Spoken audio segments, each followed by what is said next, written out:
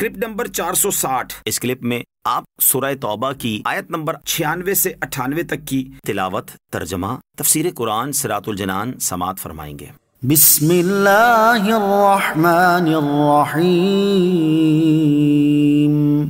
ترجمہ، اللہ کے نام سے شروع جو نہایت مہربان رحمت والا ہے۔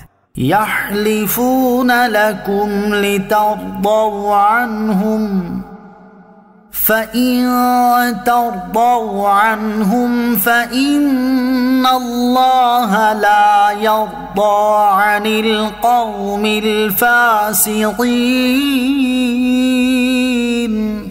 ترجمہ، تمہارے سامنے قسمیں کھاتے ہیں تاکہ تم ان سے راضی ہو جاؤ، اور اگر تم ان سے راضی ہو بھی جاؤ تو بے شک اللہ تو نافرمان لوگوں سے راضی نہیں ہوگا۔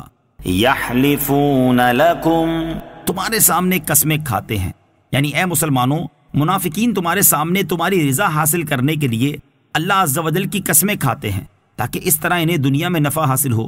اے ایمان والو، اگر تم ان کی قسموں کا اعتبار اور ان کے عذر قبول کرتے ہوئے ان سے راضی ہو بھی جاؤ تو انہیں کوئی فائدہ نہ ہوگا، کیونکہ اللہ تعالیٰ ان کے دل کے کفر و نفاق کو جانتا ہے، وہ ان سے کبھی راضی نہ ہوگا۔ اس سے معلوم ہوا کہ جھوٹی قسمیں کھانا منافقین کا کام ہے، نیز یہ بھی معلوم ہوا کہ جھوٹی قسمیں کھانے والے فاسق ہیں۔ الأعراب أشد كفرا ونفاقا وأجدر ألا يعلموا حدود ما أنزل الله على رسوله والله عليم حكيم۔ ترجمہ، دیہاتی منافق کفر اور منافقت میں زیادہ سخت ہیں اور اس قابل ہیں کہ ان احکام سے جاہل رہیں جو اللہ نے اپنے رسول پر نازل فرمائے، اور اللہ علم والا، حکمت والا ہے۔ الاعراب، دیہاتی، یعنی دیہات میں رہنے والے منافق کفر اور منافقت میں شہر میں رہنے والوں سے زیادہ سخت ہیں۔ اس کا سبب یہ ہے کہ وہ لوگ علم کی مجالس اور علماء کی صحبت سے دور رہتے ہیں، قرآن و حدیث اور واعظ و نصیحت نہیں سنتے۔ وہ اسی قابل ہیں کہ اللہ تعالیٰ نے جو فرائض، سنن اور احکام اپنے رسول صلی اللہ تعالیٰ علیہ وسلم پر نازل فرمائے ہیں ان سے جاہل رہیں۔ جہالت شدت پیدا کرتی ہے، اس آیت سے معلوم ہوا کہ جہالت شدت پیدا کرتی ہے، لہٰذا جو شخص بلا وجہ شدت کا عادی ہے وہ علم سے دور ہے۔ ہمارے زمانے میں بھی ایک گروہ ایسی شدت کی طرف مائل ہے کہ سب کو مشرک قرار دیتا ہے، یہ شدت بھی جہالت کی علامت ہے۔ یہ بھی معلوم ہوا کہ دیہات والوں کو بھی چاہیے کہ علم حاصل کریں اور علماء و صالحین کی صحبت اختیار کریں، کیونکہ علم اور اچھی صحبت جہالت و بے عملی کو ختم کر دیتی ہے، اور علم کی وجہ سے بے جا کی شدت کا خاتمہ ہوتا ہے۔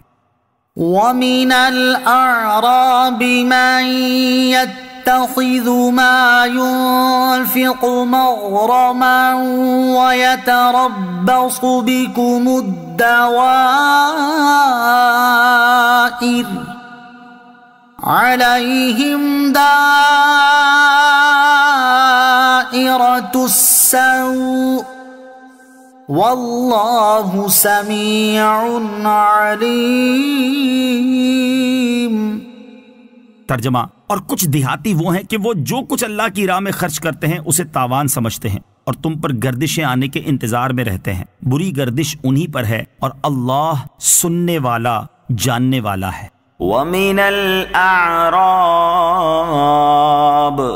اور کچھ دیہاتی، اس آیت کا خلاصہ یہ ہے کہ کچھ دیہاتی ایسے ہیں کہ اللہ عز و جل کی راہ میں جو خرچ کرتے ہیں اسے تاوان سمجھتے ہیں، کیونکہ وہ جو کچھ خرچ کرتے ہیں رضا الہی اور طلب ثواب کے لیے تو کرتے نہیں، بلکہ ریاکاری کے طور پر اور مسلمانوں کے خوف سے خرچ کرتے ہیں، اور وہ مسلمانوں پر گردشیں آنے کے انتظار میں رہتے ہیں، اور یہ راہ دیکھتے ہیں کہ کب مسلمانوں کا زور کم ہو اور کب وہ مغلوب ہوں۔ انہیں خبر نہیں کہ اللہ عز و جل کو کیا منظور ہے۔ وہ اللہ تعالیٰ نے بتا دیا کہ بری گردش انہی پر ہے اور وہی رنج و بلا اور بدحالی میں گرفتار ہوں گے۔ شان نزول، یہ آیت قبیلہ اسد، غطفان اور تمیم کے دیہاتیوں کے بارے میں نازل ہوئی۔ پھر اللہ تعالیٰ نے ان میں سے جن کو علیحدہ کیا ان کا ذکر اگلی آیت میں ہے۔ منافقت کی علامت، اس آیت میں منافقت کی مزید دو علامتیں بیان کی گئی ہیں۔ ایک تو یہ کہ وہ راہ خدا میں خرچ کرنے کو ٹیکس اور تاوان کی طرح سمجھتے ہیں، اس لیے کبھی خوش دلی سے خرچ نہیں کرتے، اور دوسری یہ کہ مسلمانوں کے نقصان کے خواہش مند ہوتے ہیں۔ یاد رہے کہ قرآن مجید کی آیات ہماری اصلاح کے لیے نازل ہوئی ہیں، اس لیے ہمیں بھی اپنے حال پر غور کرنا چاہیے، کیونکہ آج ہمارے معاشرے میں بھی ایسے لوگ ہیں جو راہ خدا میں خرچ کرنے کو اپنے عمل سے ٹیکس کی طرح سمجھتے ہیں اور مسلمانوں کے نقصان کے خواہش مند رہتے ہیں۔ صلو علی الحبیب صلی اللہ تعالی علیہ صلی اللہ تعالی وسلم. مجھے اپنی اور ساری دنیا کی لوگوں کی اصلاح کی کوشش کرنی ہے انشاءاللہ عز و جل.